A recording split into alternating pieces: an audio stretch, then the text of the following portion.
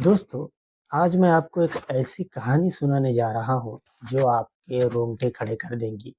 ये कहानी है एक प्यारी-सी शादीशुदा जोड़ी की, एक रहस्यमय मौत की और एक ऐसे षड्यंत्र की जिसकी कल्पना भी नहीं की जा सकती।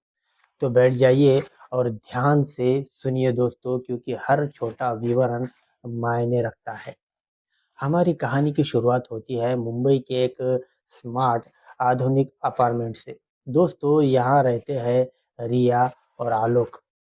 उनकी शादी को बस एक साल या एक सफल सॉफ्टवेयर आर्किटेक्ट है और आलोक एक फाइनेंस कंसल्टेंट। बाहर से देखने पर दोस्तों ये जोड़ा परफेक्ट लगता है। उनकी फोटो एल्बम भरी पड़ी है खुशनुमा यादों से, गोवा की छुट्टियां, एनिवर्सरी सेलिब्रेशन। लेकिन हर सिक्के के दो पहलू होते हैं। दोस्तों, पिछले कुछ महीनों से रिया अपने एक नए प्रोजेक्ट में इतनी डूबी हुई थी कि घर परिवार के लिए समय कम ही निकाल पा रही थी। छोटी छोटी बातों को लेकर मनमुटाव चल रहा था। दोस्तों, बातचीत कम और चुप्पियां ज्यादा थी।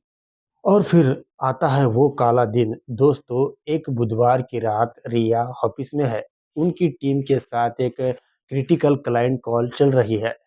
वीडियो कॉन्फ्रेंस घड़ी की सुइयां रात के 1 बजे का समय दिखा रही है। आलोक ने रिया को 2 मिस कॉल किए थे, लेकिन रिया बिजी थी। उन्होंने सिर्फ एक मैसेज भेजा, बहुत लेट हो जाऊंगी, तुम सो जाओ।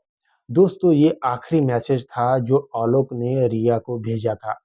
रिया घर लौटती है। दोस्तों, वक्त है रात के लगभग 3 बजे। अपार्टमेंट में अंधेरा और खामोश है।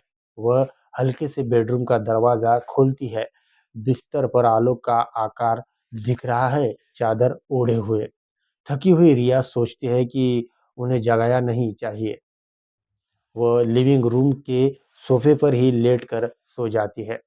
दोस्तों, सुबह 7 बजे का अलार्म बजता है। रिया उठती है। एक अजीब सी सन्नाटा है घर में। वह बेडरूम में जाती है। आलोक, उठो, देर हो रही है। कोई जवाब नहीं। वो वापस जाती है और तभी दोस्तों एक चीख घर की दीवारों से टकराती है। दोस्तों, आलोक बिस्तर पर पड़ा है, बेहोश नहीं बल्कि निस्पंद। उसका शरीर ठंडा पड़ चुका है। दोस्तों, पुलिस आती है। इंस्पेक्टर विक्रम सिंह का एक अनुभवी और तेज तर्रार अफसर। उनकी नजरें हर चीज पर है। कोई जबरदस्ती के निशान नहीं, घर का ताला भी नहीं टूटा, कोई कीमती सामान गायब नहीं। सब कुछ एकदम नॉर्मल सिवाय उस एक चीज के, आलोक का शरीर वहां पड़ा है। विक्रम दोस्तों अपने करियर में ऐसी कई केस देख चुके हैं, लेकिन ये उन्हें अलग लगता है, बहुत अलग। पोस्टमार्टम रिपोर्ट आती है और ये एक बम की तरह गिरती है। दोस्तों, आलोक की मौत जहर से हुई है, लेकिन यहाँ हैरानी की बात यह है दोस्तों कि ये जहर इतना दुर्लभ और कॉम्प्लेक्स है कि फोरेंसिक लैब के एक्सपर्ट भी इसकी पहचान में उलझे हुए हैं। हमने ऐसा कुछ पहले कभी नहीं देखा। ये उनके रिपोर्ट का स- अ, ये उनकी ये उनके रिपोर्ट की डिटेल होती है। इधर दोस्तों विक्रम की जांच आगे बढ़ती है और कुछ चौंकाने वाले तथ्य सामने आते हैं। पहला, आलोक का स्मार्टफोन और उसका पर्सनल लैपटॉप कहीं नहीं मिलता। दूसरा, ऑफिस के सीसीटीवी फुटेज में रिया को रात के 2 बजे बिल्डिंग से निकलते देखा जाता है। लेकिन दोस्तों, उनके अपार्टमेंट के बिल्डिंग के गेट के कैमरे में वो 3:10 बजे दिखती है, यानी बीच के पूरे 65 मिनट गायब। रिया से जब इस बारे में पूछा जाता है तो वह सिर्फ इतना कहती है, मैं बस गाड़ी चला रही थी, सोच रही थी, मन भारी था। ये जवाब दोस्तों इंस्पेक्टर विक्रम को संतुष्टि नहीं दे पाता। फिर आती है निशा, दोस्तों रिया की छोटी बहन। जब वो मौत की खबर सुनकर आती है तो उसके चेहरे पर शोक से ज्यादा कुछ और है। विक्रम उससे बात करते हैं, आप आलोक को कैसे जानती थी? निशा का जवाब तीखा होता है, दोस्तों मैं उसे जानती थी और पसंद नहीं करती थी। वह रिया के लिए अच्छा नहीं था, मेरी बहन को धोखा दे रहा था शायद। पर वह अपनी बात को साबित करने के लिए कोई सबूत नहीं दे पाती। जांच अटकी हुई लग रही थी दोस्तों। तभी इंस्पेक्टर विक्रम को एक गुमनाम फोन कॉल आती है।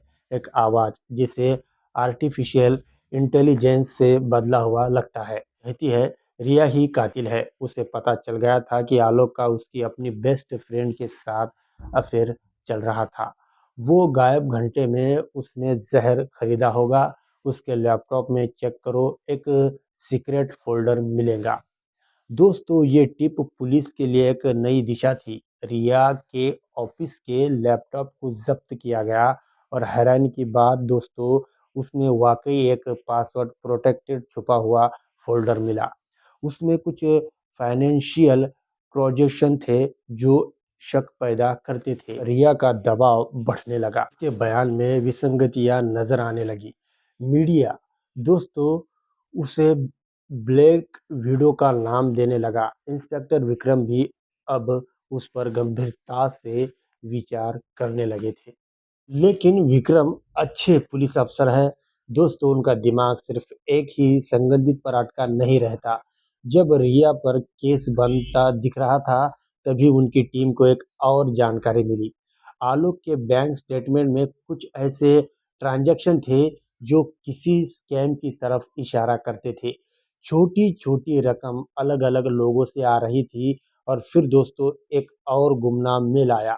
इसमें एक डार्क वेब फोरम का लिंक था जहां हनी ट्रैप और ब्लैकमेल के तरीके बताए जाते थे।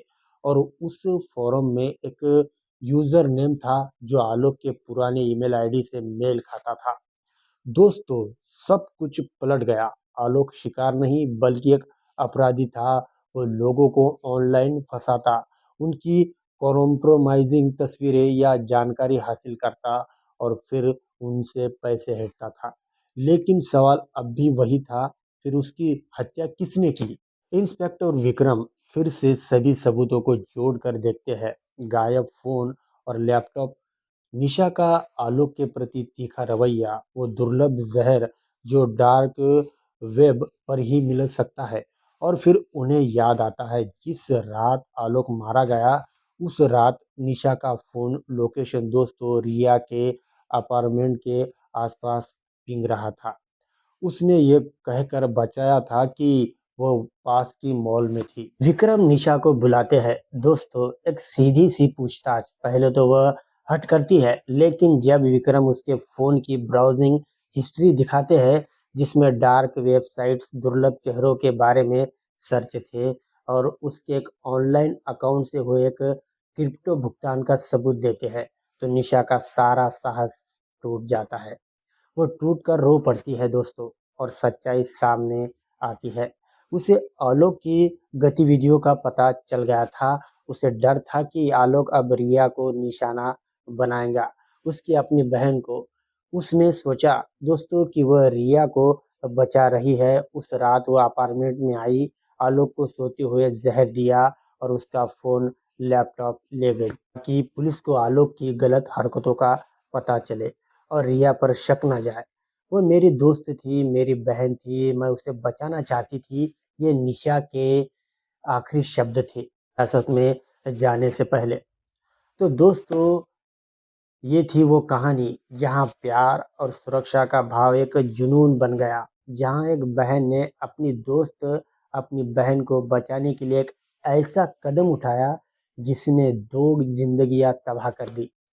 ये कहानी हमें सिखाती है दोस्तों कि रहस्य अक्सर वहीं छिपे होते हैं जहां हम उन्हें ढूंढने की सबसे कम उम्मीद करते हैं। दोस्तों उम्मीद करता हूं कि आपको ये क्राइम स्टोरी सुनकर कुछ सीखने को मिला होगा। तो दोस्तों आपसे बस इजाज़त चाहता हूं। मिलूंगा आपको इस तरह की किसी और रहस्यमय क्राइम स्टोरी के साथ। लेकिन जाने से पहले आपसे मेरी एक ही गुजारिश है कि प्लीज़ मेरे इस वीडियो को लाइक और चैनल को सब्सक्राइब ज़रूर करें। धन्यवाद दोस्तों।